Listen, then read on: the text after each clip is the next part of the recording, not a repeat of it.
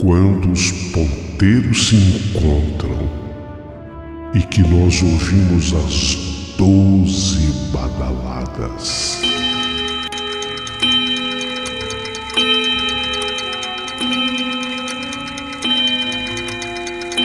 A hora que se anuncia é meia-noite. Uma hora em que tudo pode acontecer, inclusive nada. Mas hoje, muitos acontecimentos. Vamos à história de hoje.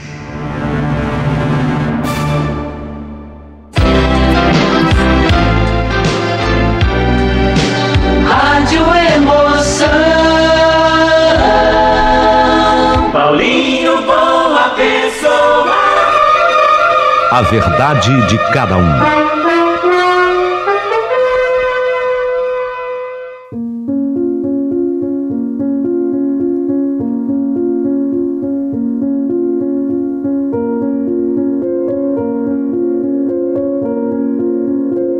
Meu querido amigo Paulinho Boa Pessoa, meu nome é Clarice e eu sou fã incondicional desse teu canal e amo principalmente a história da meia-noite. Hoje a história é a minha. Eu quero te contar nos mínimos detalhes sobre a saudade que eu sinto daquele casarão em que nós morávamos. Ficava numa rua que recebia o nome de Alameda. Oh, Paulinho, que saudade eu tenho da Alameda. Quase que eu acabei falando o nome dela aqui. Lá eu morei desde que eu me conheci por gente. Nasci naquela casa. A nossa casa na Alameda era um sobrado antigo, grande. Nossa, que sobrado grande. Ficava num terreno ainda maior. Eu amava cada pé de fruta do quintal e conhecia cada cantinho daquela casa e a sua voz.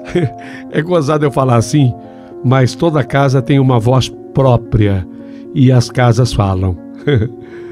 Meus pais moravam ali e teve um momento em que papai e mamãe resolveram emprestar a parte inferior do sobrado para que ela, a dona Sara, uma senhora idosa, nossa conhecida de muitos anos, que ela viesse morar ali. A dona Sara era casada com o seu Alfredo. E o marido dela, o seu Alfredo, foi muito amigo do meu avô, que por conseguinte passou a ser também amigo do meu pai. Então meu pai tinha uma consideração muito grande pelo seu Alfredo, dona Sara, um casal que não teve filhos. Depois da morte do seu Alfredo, a dona Sara ficou sozinha, coitada. E com poucos recursos e até sem companhia, ela não tinha assim onde morar. Então os meus pais resolveram ajudar a dona Sara e trouxeram-na para que a dona Sara viesse morar na parte de baixo do sobrado da minha casa. Era uma senhora bacana. O falecido marido dela, o seu Alfredo, era também uma pessoa muito doce, mas ele já tinha partido para o outro lado do mistério. Nós ocupávamos os outros 2 pavimentos superiores totalmente independentes da casa. A minha mãe sempre foi uma pessoa assim muito medrosa. E piorou muito a situação depois que a minha mãe começou a escutar as notícias de São Paulo, notícias policiais de São Paulo. Nossa, minha mãe começou a ficar com tanto medo. E aí minha mãe, eu me lembro, eu era menina, minha mãe me contou essa história que certa vez um ladrão entrou na casa de uma mulher, falou: filha, presta atenção, isso aqui vai te servir muito na vida ainda. Um ladrão uma vez entrou na casa de uma mulher e a mulher fingiu que ela estava dormindo. Ela percebeu a presença do ladrão, ela sabia que o ladrão estava na casa dela, mas ela não tomou nenhuma atitude. Ela fingiu que ela estava dormindo. O ladrão levou o que pôde, mas deixou a mulher em paz. Ele não fez nada contra ela. Você sabe, é aquela velha história, né, minha filha? Vão-se os anéis, mas ficam os dedos. Então a mulher ficou intacta. Ele não mexeu com a mulher, porque a mulher fingiu o tempo todo que estava dormindo. Fingiu-se até de morta. Você entendeu, filha? Portanto, presta atenção no que a mamãe vai lhe dizer. Se algum dia algum ladrão, que Deus te livre e te guarde, mas se algum dia algum ladrão entrar no seu quarto, você faz o mesmo, você entende? Finge que não é com você, finge que você está dormindo. Então aquelas palavras da minha mãe, por incrível que possa parecer, aquilo tudo foi entrando na minha mente, entrou pelo meu ouvido, mas não saiu pelo outro. Aquilo ficou dentro de mim e se tornou também uma prioridade. Se um dia tal coisa acontecesse comigo, era assim que eu iria agir. Passamos assim os dias e aí eu fui ganhando uma certa idade. Eu me lembro de um episódio muito interessante, é que lá no quintal do sobradão que nós morávamos, tinha uma jaqueira. E nessa jaqueira, o João de Barro, o casal de João de Barro, acabou construindo a casinha do João de Barro. E depois de um certo tempo, eles abandonaram aquele ninho, aquela casinha. Aí, enquanto a casinha ficou abandonada, o meu pai teve o trabalho e pediu ajuda de vizinhos, colocaram escada, subiram na jaqueira e com serrote, serraram aquele galho, sabe? Onde estava a casinha do João de Barro. A casinha do João de Barro ganhou um tratamento especial com verniz e aquela peça ficou exposta na rádio local daquela cidade. Então eu tinha o maior orgulho quando eu voltava do colégio, da escola. Mesmo mocinha, eu passava na rádio local e eu dizia para as minhas amigas, para os meus amigos, tá vendo? Tá vendo aquela casinha de João de Barro ali? Era a casinha que estava no fundo da minha casa. E todo mundo me olhava, eu ficava tão orgulhosa. Detalhes que marcam uma vida. E aquele detalhe havia marcado demais a minha vida. O tempo correu, passou, foi depois de um bom tempo, isso na época que eu passava na rádio, era a época de escola, e no meio daqueles meninos que iam comigo até a rádio, na companhia, na saída do colégio, e o Alexandre. E acabou dando certo, o Alexandre um dia se apaixonou por mim, eu me apaixonei pelo Alexandre, nós acabamos nos tornando namorados anos depois, e mais do que namorados, o Alexandre pediu a mão da Clarice, que sou eu, em casamento. E aí, morando ainda lá naquele sobradão, tudo começou a dar certo para que eu e o Alexandre fôssemos nos casar. Tudo começou a ser preparado. E havia um detalhe que era fundamental na vida das moças: o enxoval. Nossa, mas não havia uma moça que não se preparasse com enxoval para o casamento. Não era assim enxoval de móvel, de talheres, de louça. Tinha gente mais abastada e rica que fazia esse também. Não, o enxoval do qual eu falo era cama, mesa e banho. Sabe, aquele preparo das roupas mesmo. E até de determinadas peças íntimas, como, por exemplo, uma camisola, um baby doll, essas roupas íntimas das mulheres. Então, o enxoval, ele era fundamental. Então, quando o Alexandre pediu a minha mão, eu, na verdade, já tinha muitas peças do meu enxoval compradas pela minha mãe e pelo meu pai. Então, no meu quarto, foi colocada uma cômoda. A cômoda tinha 8 gavetas. Gavetas grandes. E aquelas gavetas todas foram sendo lotadas daquelas peças para cama, mesa e banho, e até algumas roupas íntimas que eu deveria usar naquele comecinho de casamento e coisa e tal. Os preparativos para o meu enxoval. Os preparativos para o meu casamento. Eu noiva, casamento marcado, dali alguns meses aconteceria. Eu agora me preocupava bastante com os últimos detalhes do meu enxoval. O enxoval estava praticamente pronto, todo embalado, e com muito cuidado eu embalava em papel de seda azul, sabe? Com sachês de lavanda. Guardava tudo ali, naquela cômoda de 8 gavetas. Algumas coisinhas eu colocava ainda dentro do guarda-roupa e na camiseira, que às vezes não cabia tudo ali na cômoda. Então, o que eu tinha de maior valor, o tesouro da minha vida, era exatamente o meu enxoval. Eu estou falando dessa minha fortuna, desse meu tesouro, de quando eu tinha 17, 18, 19 anos, 20 anos. Eu tinha tanto orgulho daquele meu enxoval e tudo preparado com tanto carinho. Era costume, à noite, Sentamos à sala para conversar, ouvir música, e como eu não tenho irmãos, apenas os meus pais, eu e meus pais fazíamos assim planos para o futuro, discutindo sobre o nosso assunto predileto naquele momento, que eram os preparativos para o meu casamento. Isso antes de nos recolhermos para dormir. Então a mamãe fazia chocolate quando estava frio. A minha mãe fazia chocolate quente, aquele chocolate gostoso, adoçado na medida certa. Noutras noites, a mamãe fazia um chá. Sempre havia um pedacinho ou de bolo de fubá ou bolo de laranja, a gente comia um pedacinho. Aquele leitinho, às vezes era leitinho quente adoçado com mel, especialmente quando eu pegava gripe, tosse. Era a receita da mamãe. Leitinho quente adoçado com mel. Tudo feito com muito esmero, amor e carinho. E aquela foi mais uma noite tranquila, sabe, feliz. E mais ou menos umas 9 da noite, era uma noite mais assim fria, mais ou menos umas 9 horas da noite, foi quando eu fui para o meu quarto. Me deitei ainda pensando nas peças do meu enxoval. Naquele dia eu havia ganhado um belo jogo de toalha de banho. Eu tinha recolhido, era um jogo de toalha de banho verde, lindo. Eu havia guardado. Estava pensando nas toalhas de banho, no enxoval. Deitada na minha caminha, o estômago quentinho, porque eu havia tomado naquela noite em especial aquele chocolate quentinho e havia comido um pedacinho do bolo da mamãe.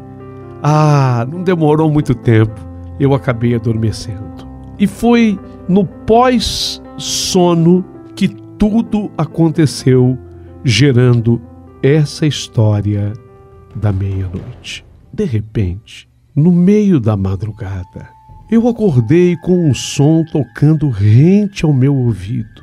Eu me lembro, parecia assim um barulho de um sininho. Era um agudo, um som bem fininho.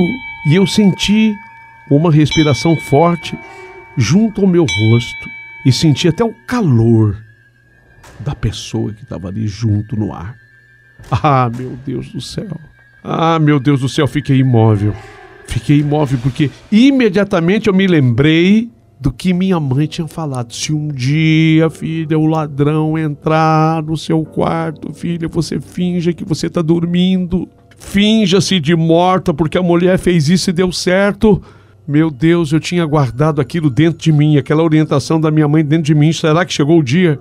Eu não tive dúvida de que aquele era o dia, porque estava claro para mim que havia um ladrão dentro do meu quarto. Era uma pessoa. Era uma pessoa dentro do meu quarto, a respiração.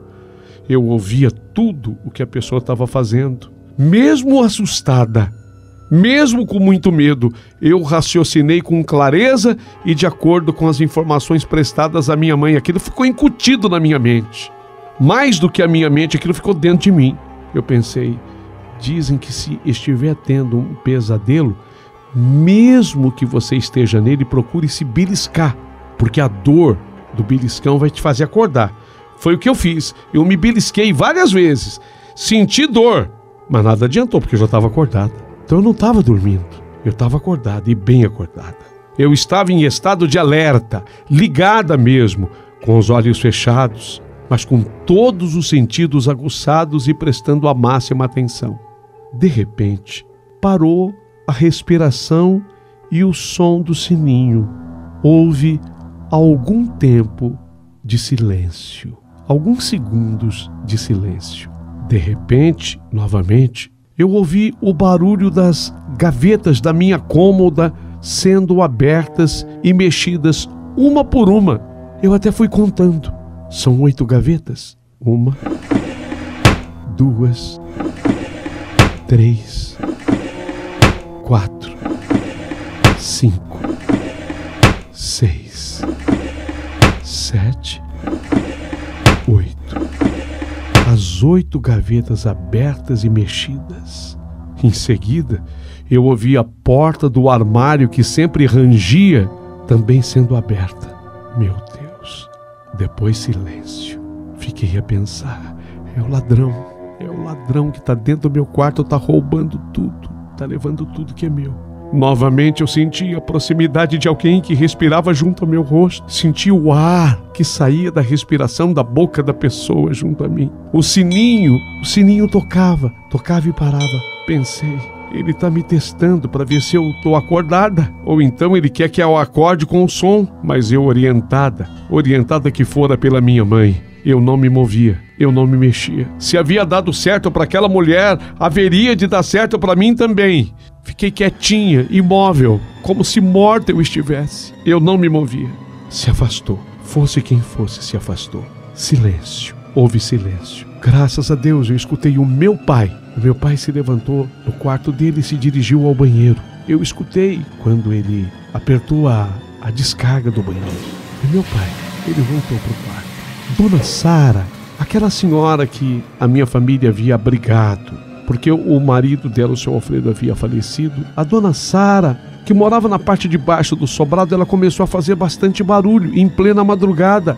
Eu comecei a escutar na casa da Dona Sara agora o barulho de móveis sendo arrastados. E ela parecia bater em alguma coisa. A Dona Sara parecia que trombava com alguma coisa, algum móvel. Era um barulho forte, mas não durou muito tempo, logo parou. Devia ser bem madrugada, porque com os olhos semicerrados agora, eu vi que uma fraca claridade estava já vazando pela veneziana do meu quarto. Acho que o dia está querendo amanhecer.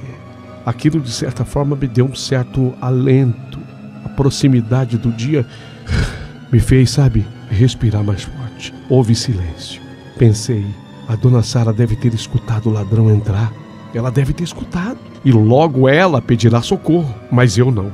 Eu fui orientada pela minha mãe, vou ficar quietinha, em silêncio. Mas logo também, ao invés de Dona Sara pedir socorro ou qualquer coisa que o valha, ela fez completo silêncio. E então eu tive a certeza que só ao amanhecer tudo de fato iria terminar. Tudo iria acabar. Novamente, eu ouvi barulho no quarto. Estava revirando de novo no meu enxoval. O papel fazia bastante ruído. Parecia que jogava tudo no chão. O papel que eu falo é o de seda azul, onde eu enrolava tudo. Eu guardava tudo ali. O papel fazia bastante barulho. Parecia depois que se jogava tudo no chão. Em seguida, voltou a abrir e fechar as gavetas da cômoda. Foi quando foi aberto o meu porta-joias. Meu porta-joias ficava sobre a cômoda.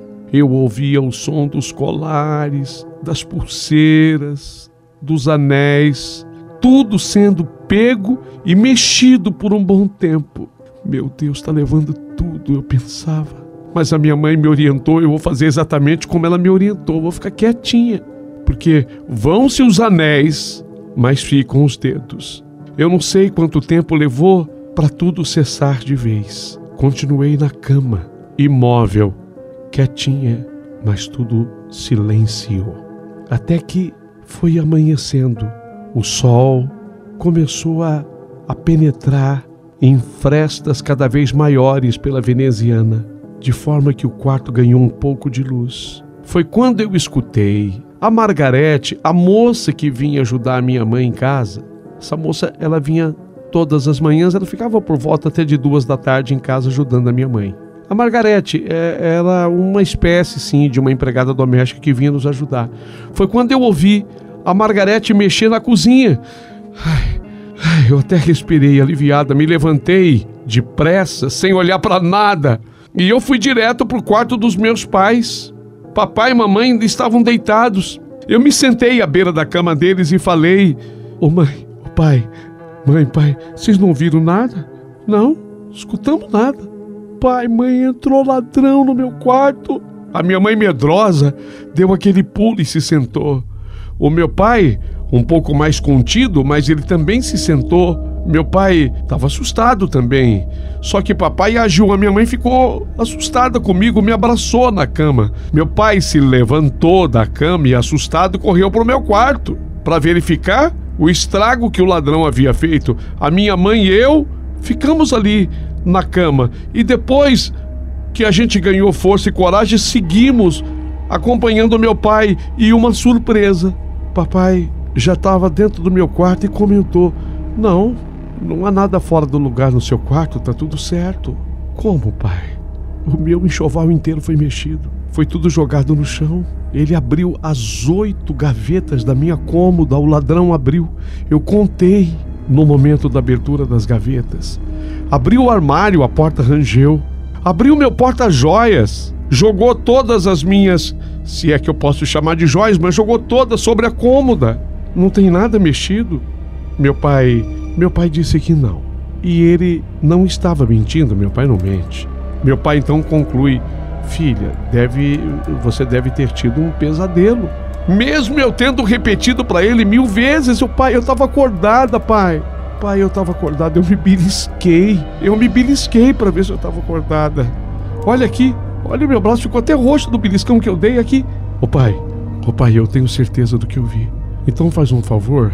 Eu pedi pro meu pai que ele fosse perguntar para dona Sara o que tinha acontecido, porque ela também, ela se levantou na madrugada. Eu escutei ela arrastando os móveis, eu escutei ela batendo nos móveis, eu escutei ela também foi incomodada pelo ladrão. Ela também viu, a mesma coisa que eu vi, a dona Sara também viu. Vai lá ver, pai. Ela é minha testemunha, ela vai me ajudar a contar essa história. Meu pai ainda sem tomar o café, eu e a minha mãe juntas. Meu pai desceu até a casa dela, ela morava na parte de baixo do nosso sobrado, para esclarecer o que eu tinha contado. Papai queria detalhes, ele não estava satisfeito apenas com a minha explicação. Ele sabia que eu não costumo mentir, mas ele estava na dúvida se eu estava sonhando, se eu tive um pesadelo, ou se de fato aquilo tudo havia acontecido. Meu pai, quando voltou da casa da dona Sara, voltou preocupado. Pai, e aí? Meu pai tomou água. Meu pai não respondeu direto para mim e para minha mãe, e eu insisti: pai, e aí? Ela contou para o senhor? Meu pai, eu acho que para não nos chocar, naquele momento, papai disse assim: não, eu acho que foi uma barata que ela encontrou de noite. Mas ele disse aquilo, obviamente, que para não chocar nem a mim nem a mamãe. Eu vou me inteirar direitinho. Eu vim aqui só tomar essa água. A gente achou estranho. Meu pai voltou para a casa da dona Sara. E minutos depois eu escutei barulho. Era meu pai conversando com os vizinhos. Os vizinhos foram chamados por ele. E nessa hora foi que eu desci com a minha mãe. A dona Sara estava morta. Como assim? Ela deitou e não amanheceu. Papai não teve dificuldade em entrar, porque a porta da dona Sara, talvez por um cuidado dela, ela deixou destrancada. Meu pai entrou até com certa facilidade, mas a dona Sara estava morta. Os olhares petrificados do meu pai e dos vizinhos, aquele barulho todo que eu escutei, era a dona Sara. Era a dona Sara me pedindo um socorro. Será que eu fui negligente? Era a pergunta que se fazia. Eu só sei que na sequência eu acabei tendo uma febre alta e inexplicável. A minha febre beirou 40 graus. Ficaram com medo, inclusive, de eu sofrer algum tipo de convulsão. Tamanha a febre que eu senti, que só passou depois de um atendimento espiritual. Meus pais, preocupados, me levaram ao Dr. Bernardo, um médico amigo da família.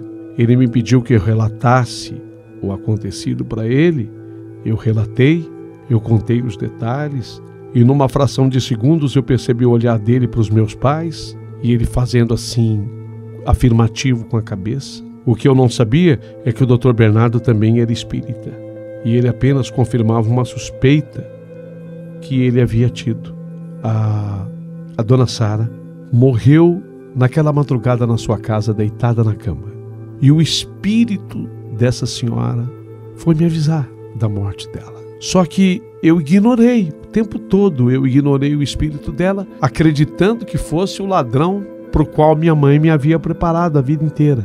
Ela acabou não conseguindo se comunicar comigo, mas de certa forma, por tudo que eu havia escutado, pelos sons que eu havia percebido, eu acabei entendendo que alguma coisa errada tinha acontecido na casa dela, e só por isso foi que meu pai descobriu que ela estava morta. Isso tudo, o senhor Bernardo, que era médico também, e médium, ele depois confirmou numa sessão espírita.